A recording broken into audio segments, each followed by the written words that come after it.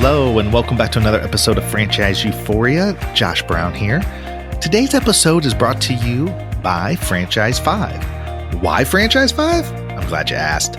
Growing your franchise in a slow, deliberate, and thoughtful manner is a smart way to grow. Franchise 5 helps you do this by expanding 5 locations at a time with a Zen-like focus on the geographic locations that make sense for your growth. To learn more about this, go to franchiseeuphoria.com/franchise5. That's the number 5. So franchiseeuphoria.com/franchise5. Now to today's episode. So today I'm thrilled to have back on Rick Cesari. I had him on an episode on iTunes. It's listed as episode 23. It wasn't actually my 23rd episode. But their numbering system is a little screwed off. If you haven't tuned into that first episode, I highly recommend you listen to that and then come listen to this episode. But this episode today, we go a little bit deeper and talk about something different. The first time I interviewed Rick, we spoke about the 5 keys to building a great brand. And in today's episode, we talk about his new book, Building Billion-Dollar Brands. And we talk about the top 11 ways to market your business to help it grow to become a billion-dollar brand. I think you'll find it's a very engaging conversation with Rick. He's a wealth of information and knowledge, and he's had the privilege of being involved with companies like the George Foreman Grill, Sonicare, GoPro, and a host of many others that he has helped take from literally scratch up to billion-dollar valuations and further. So without further ado, I hope you enjoy this really interesting interview with Rick Cesari. Hello, Rick Cesari. How are you doing? Hey, I'm doing great. How about you? Great to have you back as a repeat guest. You know, there's not many people I have on as a repeat guest, so thrilled to have you back on to discuss a little bit about your newly released book called Building Billion-Dollar Brands, and then also to focus on a certain aspect of that book, which focuses on 11 timeless marketing tips to grow your business. And in this instance, we'll focus on the franchise business to grow your franchise. So thanks so much for coming back on the show. You were on. It's interesting in iTunes how they list the number. So it lists it as episode 23, titled Building Your Brand. So if you're listening to this and you have not heard the first episode, I highly recommend you go back and listen to it in iTunes. So thanks so much for being willing to come back on. Yeah, and I really appreciate you having me back on, seeing as how you don't do it that often. And hopefully we can share some more great information today. Well, I sometimes every once in a while can recognize good talent, and I think you're a good talent, Rick. Well, thank you for that. I think you've proven yourself over the years with all the different billion-dollar brands that you've helped create. Just at the outset, for those who may have not had a chance to tune into the first episode, if you could just kind of recap a couple of the companies that you've worked with over the years. Yeah, no, that would be great. It's a good way to start. And, it goes back a long ways. I've been doing this a long time. But my first business was called Trillium Health Products. And we built the Juice Man and Bread Man brands. And that business grew to 75 million in sales in only about 4 years. This is back from 1989 to 93. So I'm dating myself. The company that bought it was called Sultan Housewares out of Chicago. And Sultan was the company that actually came up with the George Foreman Grill. But one of the reasons they bought our business was not only because of the products we had developed, but also they wanted to get involved in some of the type of direct response marketing I was doing. And they introduced the George Foreman Grill. So that was pretty much the first billion-dollar brand. Pretty much in parallel at that time, I was also working with a local Seattle company called Optiva Corporation that created the Sonicare toothbrush. And that was the second product that we were able to build from startup into a billion-dollar brand. And then after that, OxyClean and lots of other smaller ones like Momentous Swing Trainer for golf, Rug Doctor. A lot of your listeners have probably seen Rug Doctor products in supermarkets and hardware stores around the country. And then the GoPro cameras, which went from meeting the founder at a trade show to doing $1 billion in sales in 8 years. And they went public. So what the book is about is really all of the things that I learned in the process of working with these different companies and different products. And I started to see some patterns or trends of very similar things that all of the products or companies were doing. So that's what I put into the book. And what's really nice is I feel it's like applicable to really anybody, inventor, small business owner, franchise owner, anybody that wants to really build a brand, they can get great information out of the book.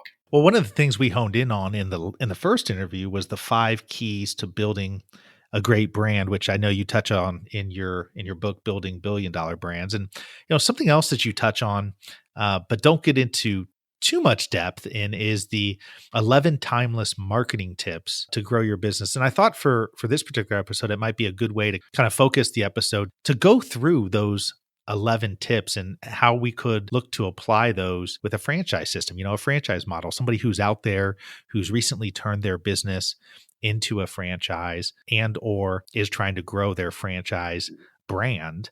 What are some of these 11 tips that you think can really help grow that franchise? Yeah, well, that's a great idea. Let's go through them, and then we'll see how they might be applicable. And maybe you can help me as we start talking about some how your listeners could apply them. The very first one in the timeless marketing tips, and these aren't in any special order that you need to do. Number one first, and number three, and then number five. So just keep in mind, maybe listen and see how they might apply to your business and incorporate them if it makes sense. So the first one is what I call always upsell. And I learned that through doing a lot of direct response marketing, direct to consumer marketing to people. And might seem really obvious, but a lot of people, when they have a customer who is in their store or they're on their website and they sell them a product, they don't just ask the obvious next question, which is, what else would you like to buy? Or I have another product that I think would help your situation. And we know from doing this for a long time that if you just ask that question and you have a good product that fits in with what your original product or service is, that anywhere from 25 to 40% of the people will say yes and take that second offer or second product. And if you're trying to grow your business, that's one of the easiest ways to do it, by basically creating a larger average order sale just by always remembering to upsell. Or if you don't have an upsell, start thinking about what other product or service that you can add to your initial bundle that your customer is buying from you. Well, I like that because, it fits in really well with the idea that, the easiest way to make a new sale is by going to people who have already purchased from you. Right. I mean, Absolutely. and so in the franchise context, I mean, obviously when people are looking to provide a good customer experience, one of the advantages from a franchise perspective is that there's a brand there that sometimes is fully developed and sometimes is just emerging. But the value of that brand is to help make people feel comfortable with who they're doing business with. And then once somebody's already done business with you, if you've done a good job, it should be a lot easier to get them to do business with you again. But it's interesting, Rick, because there's always a tendency to want to go find the next brand new customer. When if a lot of businesses just took, an hour or two and maybe an hour to a month, went through their database and just kind of looked at who's done business with us over the last 30, 60, 90, maybe even a year, and break them down into, who's come in here recently, who's been in here in the past, but hasn't been in here late. I mean, you can really gather a lot of information and figure out strategies to reach out to those folks who already know you. Yeah, I totally agree with that. And it's also a lot less expensive doing what you just described than trying to actually land a new customer. Now, you need to be doing both, but a lot of people spend all of their time or too much of their time focusing on bringing in the new customer when they should be going back out and marketing to existing customers as well. That's exactly right. So tip number 2, you talk about learning from other people's experiences. Can you expound on that? Yeah, so that's pretty much what your podcast is all about, interviewing people so that your listeners can learn from what other people are doing in the marketplace. And I've just been a big believer in that ever since my career started, really going from the standpoint of finding books in an area that I wanted to learn about. In my case, it was a lot of marketing or direct response marketing. I've been doing this again for like over 25 years. There's very little brand new things that happen in the marketplace that someone hasn't done or tried before. And so if you can save yourself time and money from learning from somebody that's already made that mistake or somebody that's having some success, it's really a shortcut to be more successful yourself. And I'm just a big advocate of reading, listening to podcasts, webinars, seminars, any opportunity where you can learn from other people's experience. Yeah, and especially too, if you're, making sure that a percentage of those experiences that you're listening to are people who have attained a level of success that you want to achieve, right? So there's sort of this, aspirational type of, hey, this person is where I want to go. Maybe I should, tune into a podcast or several podcasts that he was on, or, find a blog that she wrote, or whatever the case may be. It does seem really important that, and a little bit common sense, but a lot of people don't do it, that if you want to try to attain some level of success, it's easier now than ever to just find people who have already attained that level and kind of tune into what they're doing. Yeah, model someone that has already created the success that you want to obtain. And that's like you said, it's a little bit of common sense, but I'm always surprised at how many people overlook some of these really simple things. And so a lot of what I'm doing is reminding people, going back to, for lack of a better word, the basics in marketing. Well, so this next tip, number 3, is one of my favorites: create a blue ocean strategy. And the reason it's one of my favorites, selfishly, is because it's really a strategy that I use to, when years ago I decided I wanted to focus on the franchise space. It's a strategy that I use to help differentiate myself, and it's worked very, very well. So talk a little bit about the blue ocean strategy. Sure, I define it in my book as you need to zig when everyone else is zagging. And really, blue ocean strategy, if you think about it, let's say you're in a boat and you're leaving the harbor, and you look to the left and there's lots of boats over there. But if you look to the right, there's no boats. So you have a blue ocean. And really, that's just a way of saying, look for a place or an area in the marketplace where there's less competition, and you can go in and establish a foothold or even dominate a certain category. And it's a really requires a little bit of strategic planning. But again, it's a little bit of common sense. Go out in the marketplace, look and see what everyone else is doing. And if you can differentiate yourself, that's sometimes the key to getting more customers, more people coming to your business. I have an example I always use. I heard a podcast, and I forget the gentleman's name, but he owned a coffee store in Saratoga, New York. Maybe not known as the coffee capital of the world.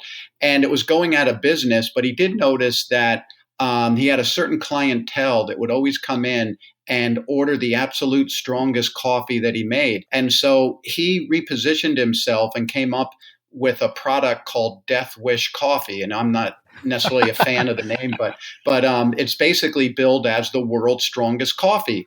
And it's really taken off as a brand. And really how he differentiated him or repositioned himself in the marketplace was like, I'm not like all these other coffees. If you want the absolute strongest coffee, come and drink mine. And that's just one little example. Well, I mean, you got to put your stake in the ground. And I think sometimes there's this fine line between an entrepreneur or business saying, I want to be different just for different sake, or there's actually a real differentiating value here. And I think Mm-hmm. is with any business, with any blue ocean strategy, it's not just, hey, how can I be different just to be different? It's how can I be different in a meaningful way that I can then people will then see the value in a different way. And sometimes that means, you're not going to be all things to all people. So like that coffee example, I mean, there's a whole lot of people I know who do not like strong coffee. Well, Yeah. clearly that's not in that they're not going to become customers, but that's okay. You don't need everybody to be your customer to be successful. And in fact, I'd probably argue that there's a lot of people you don't want to be your customer. Yeah, and I think that's a really important point is if you try to please everybody, you end up pleasing no one.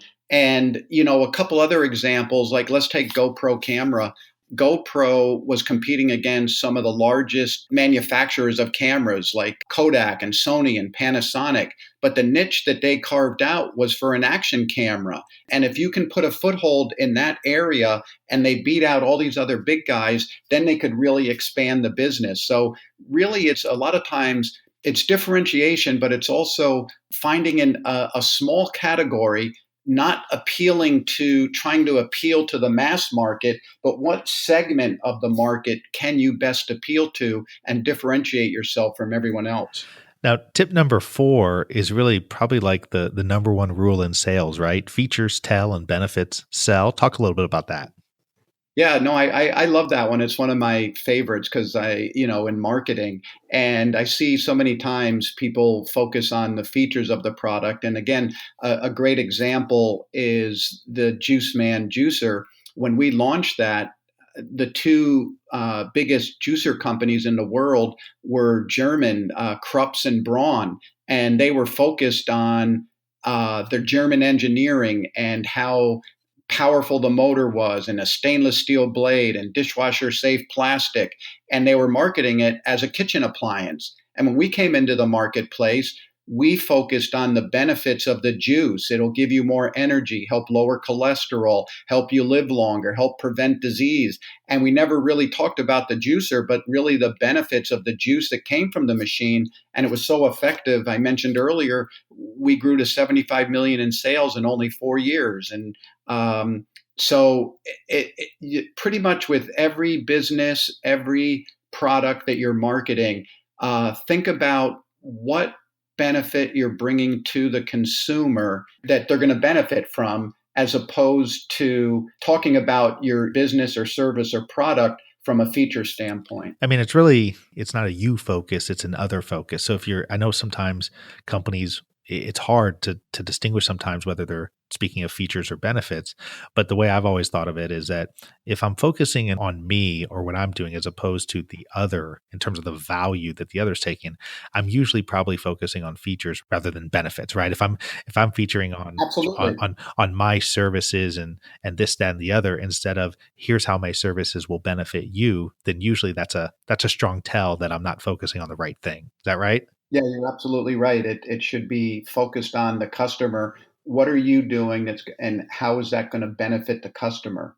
So number 5, educate the consumer. This is really timely, I think, especially in this day and age with, where everybody's got a blog, everybody's got a means of communication. I'm sitting here doing this podcast and getting to talk to really smart people like you. There's an element of it that's all about educating the consumer. So talk to me about that tip.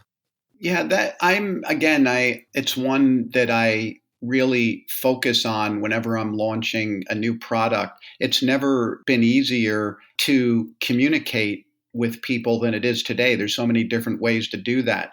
And when we're launching a new product or service, we say, you create your website and the website becomes a content hub, but it's not just content. It's really where someone can come and learn all about your company, what you stand for, your origin story, your brand story, and get information again that can help them out. Now, if you do that, then they're going to be more likely to buy from you or become customers of you or become long-term customers of you. And everything, this kind of goes back to what we were talking about before, to marketing to existing customers. You want to be building up, you're going to build up value in your business if you build up your database and create regular communication with people in the database. And I'll give you a good example of, everything, almost any product that we mentioned earlier that I've had success with involves some level of educating the consumer. And I call it like selling through education. With the juicer, we had to educate people about the benefits of drinking fresh juice. And we did that at the time through newsletters. This was pre-internet. And we did it through newsletters, books. We did live seminars. And that education process is what helped people to buy the product. The Sonicare toothbrush.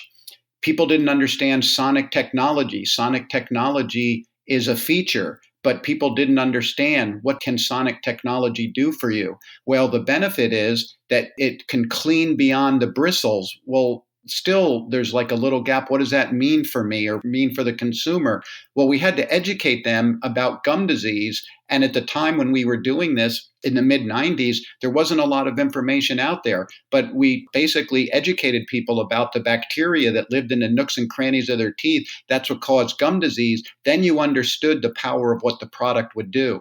And that's just a few of examples of using education. And the more you can create good educational content about your business, product, or service, the more successful you'll be. Well, and back then, I mean, it was a lot more expensive to do that, right? I mean, as you said, there was pre-internet. I mean, you had to physically print newsletters. You had to probably do a lot of mailings. You had to pay for a lot of advertising on TV where, in this day and age, you may choose to do that from a strategic perspective, but when you get going, you really don't have to. I mean, anybody can go start a blog and target a blog and get the SEO going or do a podcast or do videos or whatever the medium of choice is to really get that message out there.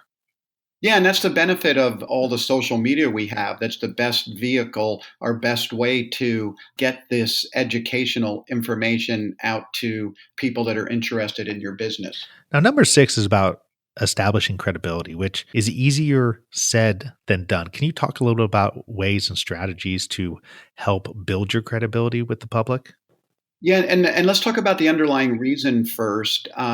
If we're just advertising, people are always a little bit skeptical about what an advertiser is saying. And if for whatever reason they totally believed what you were saying or the underlying reasons for saying it, then it would break down the barriers of purchase and they would buy the product. I've always found that I use the term establishing credibility, and there's many different ways of doing this, but you should be focused on how can I establish credibility for my business. So one way is third-party endorsements.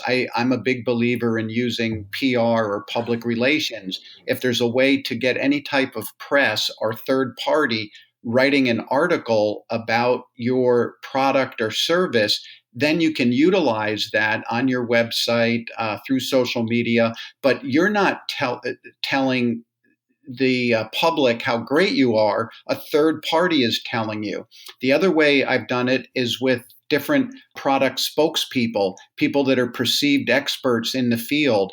Again, let's go back to the Sonicare example. We basically went to a trade show and got some of the top dentists and periodontists in the country to endorse the Sonicare toothbrush. These were people that are recognized as your experts. And we started a marketing effort to really just reach out to dentists and periodontists. And even though the sales channel was small, it didn't do a lot of sales. The fact that people saw that lots of dentists and periodontists were behind this brush gave them the feeling or the understanding of the credibility that the product had. Another way of establishing credibility in a different term in today's marketplace, if there's a way to work with quote unquote influencers. And influencer is, I think, a modern term for what I like to call key opinion leaders. The dentists and periodontists were key opinion leaders. A medical doctor might be a key opinion leader for a health product or a supplement. And if there's any way to, we talk about in the book, Building $1 Billion Brands, I like to give away free product or free services to these people, get them to try it and have them basically endorse, give you a testimonial or whatever. And that's ways of establishing credibility for what you're doing. Yeah, so it's interesting. So establishing credibility, which is your tip number 6, and your tip number 7, using key opinion leaders and influencers, they're distinguishable, but they kind of go hand in hand. Absolutely. So number 8, know your customer. This is probably one of the most important things a business can do, and I think it gets somewhat easier over time, the longer you've been in business, but it's sort of a catch-22 because sometimes you can't stay in business long enough if you don't have a clear idea of who your customer is. So what's a good way for people to really learn how to know their customer? Well, first of all, it is one of the most important things that a business can do. And I'm always amazed because businesses don't take the time to reach out. We talked a little bit about this before, to reach out to their existing customers. They're the best source of information about what they like about your business, what they don't like about your business. And one of the first things I do when I'm working with any new client is find out if I can go to their database, go to a list of existing customers, and I'll schedule ends up turning into a testimonial video shoot. But really, the main reason for me is I'm interviewing anywhere from 10 to 20 people that have interacted with the company from the standpoint of purchasing a product or service. And I ask them, I just really do an interview with them. And I have a list of questions in the book that I use, Building Billion Dollar Brands. What do you like about the company? What do you like about the product? What don't you like? And you start to see a trend if you talk to at least 10 people about the things they like. It helps me and would help you craft a marketing message then. And also then fix the things that maybe you're getting this feedback. It's almost like 90% of the companies I end up dealing with aren't actively reaching out and talking to their customers. And it's one of the most important steps that they should be doing. Now, you also talk about powerful before and after demonstrations. And obviously, this is focused more on consumer type products, Right. but talk a little bit about that and how that can be applied sort of across the board. Yeah. And I think that this one comes from my background in doing a lot of television direct response. And you can build an entire business around, so I called it before and after demos. But so let's think of it as, let's take a cleaning product first, OxyClean. One of the most important demos we did, Billy Mays, who many of your listeners are familiar with, did a demonstration where we had a big fish tank full of dirty water, and we added OxyClean to it and a bunch of clothes. And the dirty water, basically, after he stirred it, turned clean. And it was kind of this miraculous demonstration to show the effectiveness of the product. Then we would show stains on a carpet or stains on furniture and how OxyClean could take those out. The same thing with Rug Doctor. In the cleaning category, we'd show wine stains on a carpet, grass stains, and then how the Rug Doctor could remove it. So it was these before and after testimonials, the visual proof of showing people the product is actually working. Now you can take that, let's say, a weight loss product. Obviously, that's a real easy one. You're a little heavier, out of shape in the before picture. In the after picture, you look better. You can visually see that you've lost weight. Therefore, the diet must work, or the piece of exercise equipment, the before and afters there. So this doesn't apply universally to every product or service. But what I'm saying is, if there's an opportunity to do a before and after demo or before and after photos or images that show how well your product or service work, you should incorporate it into your marketing. Now, making the customer the hero, this is your 11th tip. Talk a little bit about that. It's really the fact that in all your marketing and the things that you're trying to do, it goes back to what you said earlier, that it isn't about you or your business, it's about the customer. And the best example I can give about this is that this simple concept was really the base for how GoPro grew to $1 billion in sales. Is they did the simple thing of taking a camera, which had always been outward looking, and were able to turn it around so people could take pictures of themselves very, very easily. So it wasn't necessarily the camera technology. It was a lot of the mounts that they had that allowed them to mount the camera on a mountain bike or surfboard or ski pole or helmet, and that they could take pictures of themselves doing these action sports. But the important concept really is that you were making the customer the hero, or your product was making the customer the hero. And that's where everyone wants to be. So in thinking in terms of what going back, what your product service can do for a person, the more that you can make that person be what they want to be or aspire to, the more success you'll have. Well, it's been a crash course in marketing here.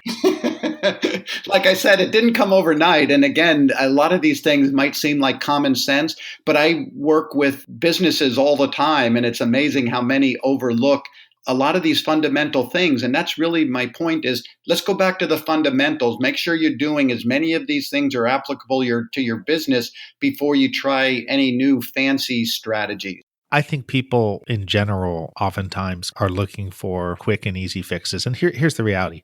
There just isn't one. I mean, if somebody's listening to this episode and listens to it, 2-3 times, there's nothing else you need to go out and help build your business than to listen to this one episode. I mean, everything we mentioned in here are things that need to be done. Now, that being said, that doesn't mean you listen for 1 hour and then your business is changed. You have to implement these things, and you have to implement them in a way that is meaningful and specific to your actual business. And that's where people stumble. That's where people falter. They get too hung up in, making sure they have every single step down, as opposed to thinking about the implementation of those steps and what it's going to look like in your business. So I would encourage people to listen to this and think about how it applies to their business. I'd also encourage them to buy your book, Building $1 Billion Brands. We'll have the Amazon link in the show notes for people to go to. It truly is a wonderful book. I think I read somewhere that it was in the top 5 recommended on Amazon, even ahead of Seth Godin. Is that right? Yeah, at one point I've dropped back. That when it was first, and just coincidentally, it was released on my birthday, which was November 29th of 2018. So just a little while ago. I'm not sure when this episode will come out. At one point, we released our books about the same day, and I was ahead of him, but it's since dropped back. So I have to do some more marketing on it. But a lot of good information in there, just easy things to implement. But I just want to make one last comment, and that is, I completely agree with you just said about implementing something. I find that people wait to make sure something's perfect before launching. I've always found that it's better to do something and get a little momentum and learn. Even if it doesn't work, you'll learn what to do better the next time. But if it does work, you've already made an initial step. And it's just a matter of building on these steps to get the business to work. But you just have to take any one of these things or a few of them and start implementing them in your business, and you'll start to see incremental success. Well, thank you so much, Rick, for coming on again. If anybody wants to reach out and learn more, you can go to rickcesari.com. That's Rick and then CESARI.com. You can also look in the show notes. There'll be information there as well. So thank you again. And like I said, I'm a big fan of yours. I think you've done a tremendous amount of work and have had a tremendous amount of success with a lot of different businesses. And so kudos to you. And I'm sure that the book's going to continue to do well. I mean, anytime you're in the conversation with being in and around Seth Godin, I think you're doing just fine. Well, thanks a lot. And again, I really appreciate you having me back. And hopefully we were able to share some good information. Thanks for being with us today on the Franchise Euphoria podcast. If you enjoyed this episode, please be sure to go to iTunes and provide a review. Also, please remember that although Josh Brown is a licensed and practicing attorney, nothing contained in this podcast should be construed as legal advice, because it is not. The information contained in this podcast is general and educational in nature, and none of it should be relied upon as legal advice. That being said, if you have questions for Josh and would like to contact him, please email him at josh@franchiseeuphoria.com. Thank you so much for listening, and we hope you tune in to our next weekly episode.